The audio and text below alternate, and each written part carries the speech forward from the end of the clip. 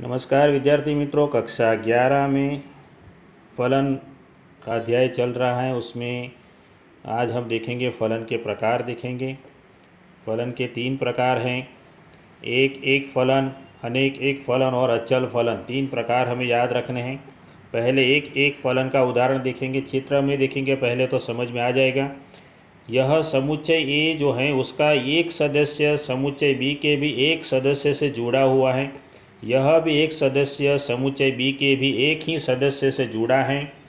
यानी कि माना कि फलन एफ ए से बी प्रदेश समुच्चय ए के कोई भी 2 भिन्न घटकों के लिए सह प्रदेश समुच्चय में प्राप्त प्रतिबिंब या फलनांक मूल्य भिन्न हो तो उसे फलन एफ को एक फलन कहते हैं। उसके बाद यहाँ पर जैसे कि करके लिखा है वो आप लोगों को लिखना है। फलन की परिभाषा लिख के कि हमारे पास यहाँ पर x बराबर ये सूत्र दिया गया है, प्रदेश है। उस प्रदेश का इस सूत्र में हम मूल्य रखेंगे तो हमें ये 3 उसके मूल्य प्राप्त होते हैं। जैसे कि -2 रखने पर हमें 0 मिलेगा, -1 रखने पर हमें 1 मिलेगा और 0 रखने पर 2। इसी प्रकार होगा, इसका एक सदस्य इसके एक सदस्य के साथ, इसका एक सदस्य इसके एक सदस्य के साथ, उसे एक फलन कहते हैं। एक फलन का ये उदाहरण हो गया। दूसरा है अनेक एक यानी इसके ये 2 जो हैं इसके एक ही सदस्य से जुड़े हैं, इसे अनेक एक कहेंगे। यहाँ पर अनेक होगा और दूसरी तरफ एक होगा, यहाँ पर एक, अनेक एक।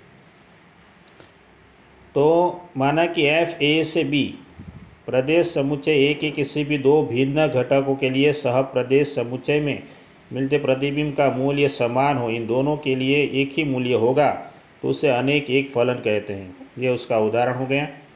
उदाहरण में देखेंगे तो ये 2 मूल्य ऐसे हैं जिसको रखने पर हमें एक समान उत्तर मिलता है, तो ये अनेक एक का उदाहरण हो गया। अचल फलन की बात करते हैं। ये सभी के सभी एक ही के साथ जुड़े हों तो प्रत्येक घटक समुच्चय के प्रत्येक घटक सह प्रदेश समुच्चय बी में मात्र एक ही प्रतिबिंब यानी एक ही मूल्य प्राप्त करता है तो उसे अचल फलन कहेंगे। उदाहरण से देखते हैं हम इसको कि हमारे पास ये सूत्र दिया गया है और यह प्रदेश है, प्रदेश यानी DF N 1 2 3 4 5 वगैरह वगैरह। प्रदेश का मूल्य सूत्र में रखेंगे तो हमें 1 का 2 घात 1 यहाँ पर मिलेगा, 1 का 2 घात 1, 2 का 2 घात 4, 3 का 2 घात 9 वगैरह वगैरह इत्यादि मिलेंगे। यानी कि हमें 1 रखने पर ये जो 1 है उसे रखने पर 1 मिलेगा, 2 रखने पर 4 मिला और 3 रखने पर 9 मिला, यानी हो गया एक फलन। उसी प्रकार इसमें चलते हैं। यहाँ पर भी x की 2 घात है लेकिन z है, तो आप जब यह मूल्य रखेंगे -2 रखेंगे तो भी 4 मिलेगा, +2 रखेंगे तो भी 4, यानी इन दोनों के लिए एक समान है, इन दोनों के लिए एक समान है, यानी ये अनेक एक हो गया। ये किस प्रकार का हो गया? अनेक एक। उसके बाद तीसरा देखते हैं अचल फलन। यहाँ पर 100 दे दिया गया है, यानी कुछ भी रखेंगे प्रदेश से तो हमें सभी का मूल्य 100 ही मिलने वाला है, इसलिए अचल फलन हो गया। अचल फलन का एक और भी यहाँ पर उदाहरण है, आप लोग पढ़ेंगे तो अच्छा रहेगा, पढ़िए आप लोग। फलन की समानता के बारे में देखते हैं। उदाहरण नंबर समानता के लिए 2 शर्त हैं हमारे पास, उसको पहले देख लेते हैं। 2 शर्तें कि दोनों फलन के प्रदेश पहले तो समान होने चाहिए, प्रदेश समान होने चाहिए और दोनों का f(x) बराबर gx यानी उसके प्रतिबिंब भी समान होने चाहिए, प्रदेश और प्रतिबिंब। तो देखते हैं इसमें फलन का प्रदेश, ये जो f है उसका प्रदेश और g का प्रदेश,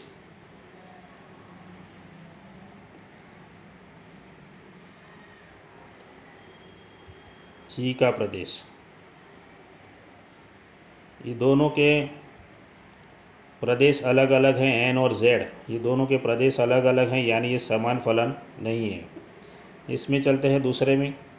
इसका प्रदेश है ए और दूसरा जो है उसका भी प्रदेश है। प्रदेश समान हो गए तो ही आगे बढ़ेंगे। प्रदेश समान होने के बाद हम क्या करेंगे, ये प्रदेश का जो मूल्य है उसको हम इसमें रखेंगे, 1 रखेंगे तो 1 का वर्ग 1 मिलेगा, और 3 रखेंगे 3 का स्क्वायर 9 मिलेगा।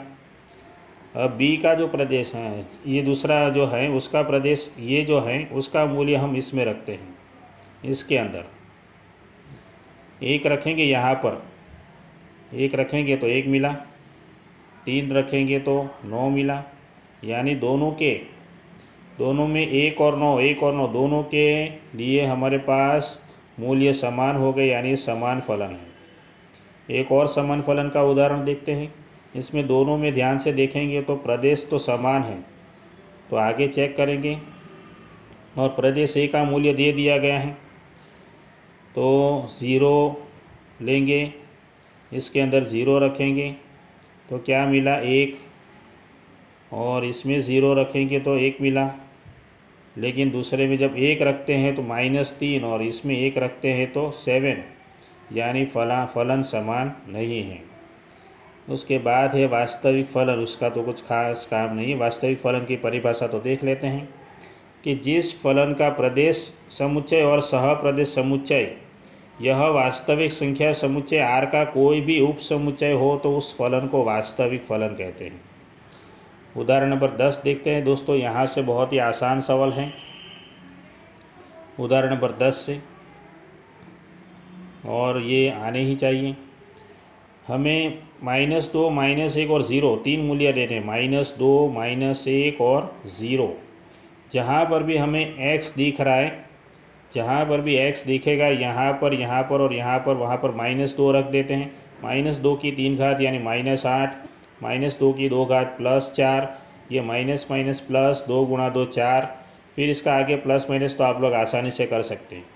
उसी प्रकार -1 रखेंगे, जहाँ पर हमें सूत्र में x दिख रहा है 3 जगह पे, वहाँ पर -1 रखेंगे, फिर उसका हल निकालेंगे और एक बार 0 लेंगे तो उसका हल निकालेंगे। आसान है। 11 नंबर का उदाहरण देखते हैं। हमें 3 और 2 लेना है।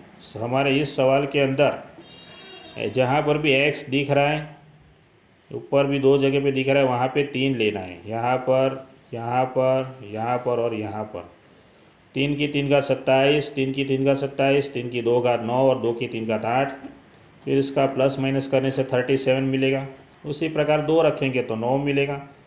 अब ये 37 मिल गया, -6 और ये मिला हमें 9। 9 गुणा 3 36, तो 37 में से हम 36 माइनस करेंगे, हमारा आंसर आएगा 1। देखिए यहाँ पर आंसर, हाँ 9 गुणा 6 36 किया, 9 गुणा 6 54 होगा, 54। तो 37 में से 54 माइनस करेंगे, -17। आगे चलते हैं उदाहरण नंबर 12 में, कि हमें सूत्र दे दिया गया है, उसमें हम उसका मूल्य 15 ले लेते हैं। इसका मूल्य हम, सूत्र जो है इसका मूल्य 15 लेते हैं, x से गुणा कर देते हैं, फिर जो बनेगा उसके गुणनखंड बनाते हैं। गुणनखंड बनाने के लिए हम क्या करते थे, याद कीजिए, 15 को 2 से गुणा किया, 15 को 2 से गुणा किया 30, 30 के गुणनखंड सोचेंगे, 10 गुणा 3 30, और 10 में से 3 माइनस करेंगे तो 7। ठीक है। तो फिर उसको समायोजित करेंगे, 2 बॉक्स बनाएंगे, 2 कोष्ठक बनेंगे, दोनों को 0 दे दीजिए। ये प्लस है तो माइनस हो जाएगा, 2 बटे में जाएगा, ये भी माइनस है तो प्लस हो जाएगा। तो हमें x के 2 मूल्य मिल जाते हैं। उसी प्रकार उदाहरण नंबर 12 की बात करते हैं।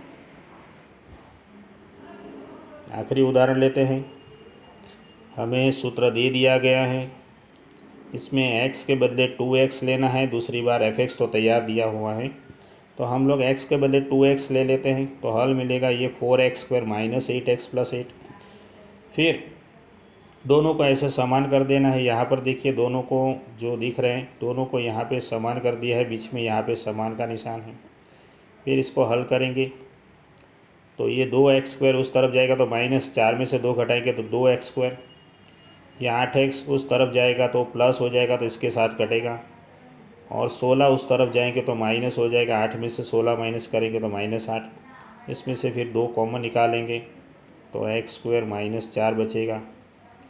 फिर 2 को फेंक देते हैं तो इतना ही बचेगा। इसके गुणनखंड बनाएंगे, यानी इसका वर्गमूल ले सकते हैं 4 का वर्गमूल + और -2। तो x के इन 2 मूल्य के लिए ये दोनों समान हो जाएंगे। आसान है, करके देखेंगे तो बहुत मुश्किल नहीं लगेगा। तो आप लोगों को आज उदाहरण 13 तक काम करना है। उसके बाद आप लोग स्वाध्याय भी कर सकते हैं, यहाँ पर कुछ सवाल जवाब हैं ये भी कर सकते हैं। ये सब सिखाए गए हैं, सवाल यहाँ पर भी हैं। तो ये सब चालू रखिए आप लोग। मिलते हैं फिर अगले वीडियो में। बहुत सारे सवाल है आप लोगों के पास करने के लिए।